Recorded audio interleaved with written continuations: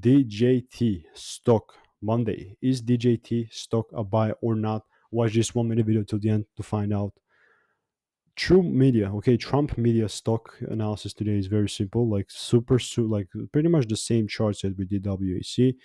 But even with the WAC chart, if you watch my video, you're gonna know that it was like somewhere around here, like which I was looking for some potential upside deliveries, and that was definitely correct. And I have it in my DWAC video when I make the video. But for right now, I'm still quite bullish, still trying to milk this bullish trend up, right? This is from a day slash swing trade perspective, only for now and not forever. But like I said, like the only way that I'm really going to be bullish is if the price starts giving me those double breaks. Simple as that. So let me just do this.